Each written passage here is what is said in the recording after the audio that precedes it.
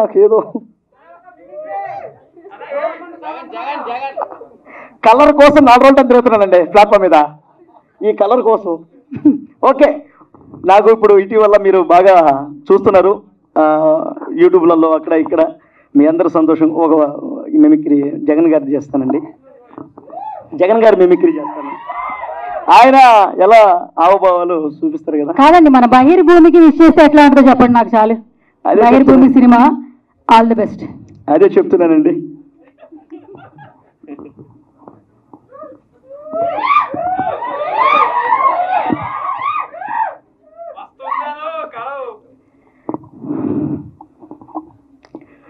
ఒకటే చెప్పదలుచుకున్నా, ఈవేళ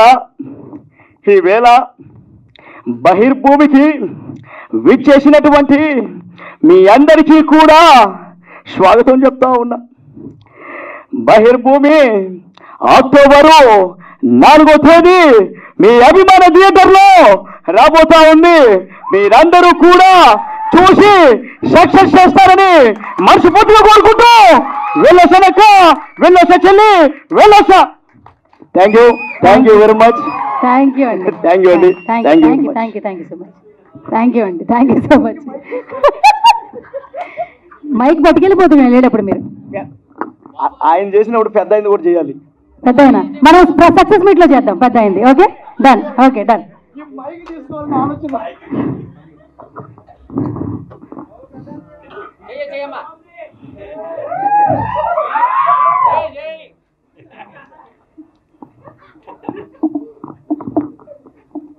ఇదే మాదిరిగా చూస్తూ ఉంటే చాలా సంతోషంగా ఉంది. ఈరోజు బహిర్భూమికి మీరందరూ ఇచ్చేసినటువంటి ఇదైతే కాదు, ఇది ఖచ్చితంగా సినిమా అండి. బహిర్భూమి అంటే మీరు ఏదో అనుకుంటారు, ఇది సినిమా అండి. నెక్స్ట్ మంత్ 4వ తేదీ మీ అభిమాన థియేటర్లోకి వస్తూ ఉంది. మీరందరూ చూసి ఆదరిస్తేనే మేమందరం కూడా ముందుకెళ్తాం. జయ జన్మభూమి. వెళ్ళొస్తాను. Thank you very much. బహిర్భూమి అనగానే ముక్కుతుండే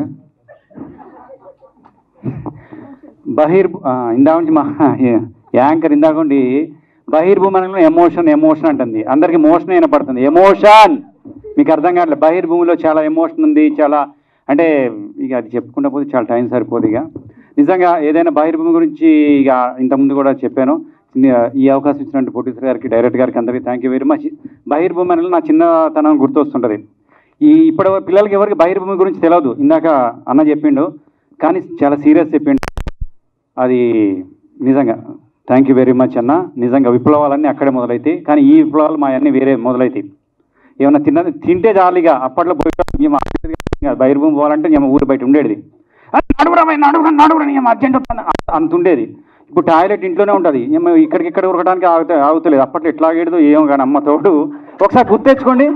అవునా కదా? మళ్ళీ అందులో ఎట్లుండేది, ఫోన్లు ఉండే కాదు. ఫ్రెండ్స్ చేసి అరే పోదాం ఆరా నీకు వస్తుందారా ఊరి అమ్మ కూడా. ఈ కామెడీ తీసుకోండి, సీరియస్ తీసుకోవద్దు. అందరు 2-3 ఫ్రెండ్స్ చేతులు పట్టుకొని పోయేటోళ్ళు. ఆ రోజులు ఎట్లుండే అంటే కొంతమంది అయితే ఏమైనా తింటాను కూడా తెచ్చుకుంటారు. ఏం సంగతి ముచ్చట్లు అన్నీ ఆడే బయటపడాయి. ఏంద్రా ఏం చేస్తాను, నేను ఎడిగిపోయినావురా, ఊకాపే స్కూల్కి పోతావా, అరే రేపు స్కూల్ తప్పిద్దామంటే ఈడికే వచ్చి కూర్చున్నావురా మంచిగా. ఈ ముచ్చట్లన్నీ ఈడే ఉండేవి. ఎంత మంచి అంటే యుద్ధాలు అక్కడే స్టార్ట్ అయ్యాయి. తర్వాత ఇంకేమైనా మాట్లాడుకోవాలి. ఎందుకు ఇప్పటికైనా సరే టాయిలెట్లో పోతే ఎన్ని మంచి ఆలోచనలు వస్తాయి. చాలామంది పెద్ద డైరెక్టర్లు కూడా కథలన్నీ అక్కడే పుడతాయంట. నిజంగా ఇవన్నీ అంటే టైడ్ అయిపోయినారు, ఇంకెక్కువ మాట్లాడలేం. కానీ నిజంగా థ్యాంక్ యూ వెరీ మచ్. బహిర్భూమి అంటే అవన్నీ కామెడీ తీసుకోవచ్చు, కానీ మా సినిమా మాత్రం టైటిల్ నిజంగా అంటే అందరు చెప్పిండ్రు thank you very much, hats off అని చెప్పిండ్రు. అది తీసుకోవడానికి చాలామంది ఇవాళ అందరూ అనుకోవచ్చు పెద్ద సెలబ్రిటీస్ రాలేదు, ఏం రాలేదంటే నిజంగా మాకు మా డార్లింగ్ చెప్పిండు పెద్ద వాళ్ళ దగ్గర పోతే బహిర్భూమి ఏంటిది అది అన్నారంట. కానీ సినిమా చూసిన తర్వాత బాధ్యత ఇచ్చి పడేస్తాం. అది మాత్రం చెప్తున్నా. చాలా మంది దగ్గర పోతే పాపం మా వాళ్ళు ఇది బహిర్భూమికా మేము రావాలనా, అదేం టైటిల్ అన్నారు. అది ఎప్పుడు కూడా టైటిల్ ఇదే పెద్ద డైరెక్టర్ పెడితే ఓకేనా, పెద్ద డైరెక్టర్ పెడితే అబ్బా సూపర్ పెట్టిన అంటారు. ఏం కాదు, ఈ సినిమాలో కంటెంట్ చినిగిపోద్ది, బయలిపోద్ది అంతే. అదేదో వినపడలేదు సార్ మాకు, అదేదో వినపడలేదు. బయలిపోద్ది సినిమా టైటిల్ బయలిపోద్ది అంతే. మీరు తర్వాత చూసిన తర్వాత ఇదే మీ అందరూ చెప్పాలి. ఎందుకంటే మా ప్రొడ్యూసర్కి మా డైరెక్టర్కి దమ్ముంది, టైటిల్ మీద కాన్సెప్ట్ మీద మాకు దమ్ముంది అంతే. ఆ కాన్సెప్ట్ ఆ ధైర్యంతో మేము నిజంగా చెప్తున్నా, ఎవ్వరు వచ్చినా మా ప్రొడ్యూసర్ ఒకటే అన్నాడు, ఎవ్వడు వచ్చినా రాకపోయినా మా దమ్ముంది అన్నాడు. నిజంగా హ్యాట్స్ ఆఫ్ మా ప్రొడ్యూసర్ డైరెక్టర్. నిజంగా చాలామంది చెప్పారు ఏంది ఆ టైటిల్ అట్లా పెట్టిందని. ఇదంతా ఒకేత అయితే మా హీరో నిజంగా డేర్ చేసి పోస్టరు ఎవరైనా కత్తి పడతారు, ఇవాళ రేపు ట్రెండింగ్ ఉంటుంది. మా హీరో హ్యాట్స్ ఆఫ్ చెంగు పట్టుకున్నాడు ఇట్లా. అంటే ఇక్కడ పోస్టర్లు ఉన్నాయి కాదు, అందులో కాన్సెప్ట్లో ఆ క్యారెక్టరేషన్ కూడా ఒక నత్తి ఉంటుంది. ఆ క్యారెక్టరేషన్ మామూలు కామెడీలో కూడా ఇక మేము లవ్ అరే పోల్ లవ్ అమ్మాయి వస్తుంది చెప్పు అంటే స్టార్ట్ అవుతాడు, వెళ్ళి హాయ్ హాయ్ అనలోపు అరే అమ్మాయి దేవుడి గుడికి వెళ్ళిపోయిందని చెప్తాను నేను. అట్లా చెప్పే లోపల అమ్మాయి వెళ్ళిపోతూనే ఉంటుంది. నిజంగా ఇదే కాదు, ఇదే డైలాగ్ని మళ్ళీ ఎమోషన్లో చెప్తూ ఉంటారు మా హీరో. ఎంత ఎమోషన్ అంటే ఇదే ఇప్పుడేం కామెడీ చేస్తారు, ఎమోషన్లో బరస్ట్ అయిపోయి చెప్తాను. 2 వేరియేషన్లో సూపర్ డార్లింగ్ ఇరే తీసి పడేస్తాను నిజం చెప్తున్నా. ఇప్పటివరకు నేను ఫస్ట్ సినిమా అనగా నోయల్ హీరో అనగానే అందరం ఏమనుకోండి, ఇందాక ర్యాప్ అనగా అడ్డుకు ఇక చప్పట్లు కొడతాను.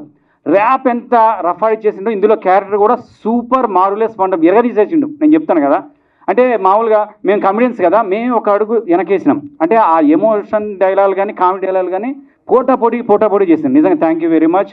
ఇక ఈ సినిమా మాత్రం ఈ అవకాశం ఇచ్చిన థ్యాంక్ యూ వెరీ మచ్. ఇందా ప్రొడ్యూసర్ని బిస్కెట్లు వేస్తున్నారు, రాంప్రసాద్ ఎవరు ఆయన ఉన్నాడు ఇక్కడ, ఇప్పుడు కూడా వెనకే నడిపిస్తాడు ఆ డైరెక్టరు. ఇగో ఇవన్నీ కానీ తమ్మేలు వేసుకోండి. మా ప్రొడ్యూసర్ అయితే ప్రొడ్యూసరు రాంప్రసాద్ ఇద్దరు కలిసి నన్ను మోసం చేసిండ్రు. ఇది తమ్మేలు వేసుకోండి. ఎందుకంటే మా రాంప్రసాద్ సినిమాకి ముందు అన్న నీకు ఎందుకు ముందే చెక్కులు ఇప్పిస్తామని ఇంతవరకు నాకు ఒక చెక్కి ఇలే ప్రొడ్యూసర్.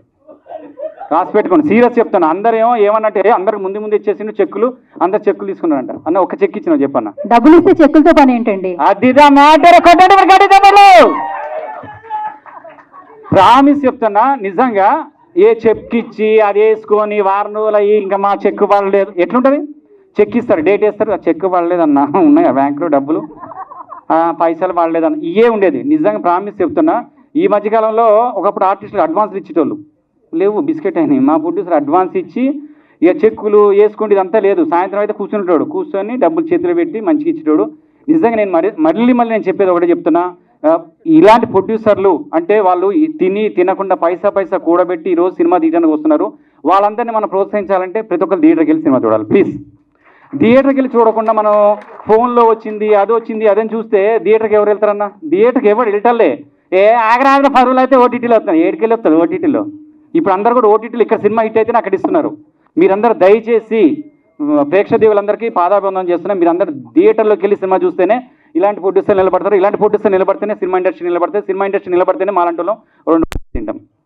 లేకపోతే అందరూ ఆర్టిస్ట్ చాలా మంది అందరూ ఇందాక చెప్తున్నారు 100 సినిమాలు 200 సినిమాలు జరుగుతున్నాయి. ప్రతి ఒక్క ఆర్టిస్ట్ ఖాళీనే ఉన్నారు తెలుసా? పెద్ద వాళ్ళకి దొరుకుతుంది, లేకపోతే లేని వాళ్ళకి మధ్యతరగతి ఆర్టిస్ట్ మధ్యతరగతి బతుకులే ఉన్నాయి. ఇంకా నిజం చెప్తున్నా ప్రామిస్గా. దయచేసి మీ అందరు చెప్పేదంటే ప్రతి ఒక్కరు థియేటర్కి వెళ్ళండి, చూడండి, బాగుంటే 10 మంది చెప్పండి. నిజంగా థ్యాంక్ యూ వెరీ మచ్. అదేవిధంగా మా హీరో గారు ప్రొడ్యూసర్ ఇంకా మాట్లాడుందా సర్లే. ఇక తర్వాత అదేవిధంగా మా Ajay darling super music. First వెనక ముందు ఏం కొడతాడో ఏమో అనుకున్నా, కానీ నిజంగా అమ్మతోడు మళ్ళీ ఆర్పి పట్నం లాగా ఇచ్చి పడేసావు. Super, thank you very much. Aditya కూడా సూపర్ పాడాడు. ఇక అందరి గురించి చెప్పే మా డైరెక్టర్ మాత్రం ఇక ఆయన అయితే ఇక మామూలు చెప్తారు 12 రాక్షసులు 2 రాక్షసులు అంటారు, కానీ టార్చర్ ఎట్లుంటుందంటే ఇక అసలు 9 కానీ 10 కానీ 11 కానీ ఆ పని అయిపోయేదాకా అసలు ఎవరిని వదిలిపెట్టాడు. పని ఈ సినిమాతో మంచి పేరు వస్తుంది, ఈ సినిమా తర్వాత మంచి సినిమాలు వస్తున్నాయి, ఆల్రెడీ వచ్చినాయి అని చెప్పిండు. తర్వాత కంగ్రాచులేషన్స్ అండి డైరెక్టర్ గారు, ప్రొడ్యూసర్ గారికి కంగ్రాచులేషన్స్. ఎందుకంటే సినిమా రిలీజ్ కాకుండా 6-7 సినిమా లాంగ్వేజ్ నుంచి ఫోన్లు వచ్చినాయంట. ఫస్ట్ ఆఫ్ ఆల్ అందరు కంగ్రాచులేషన్ చెప్పండి మా ప్రొడ్యూసర్ గారికి.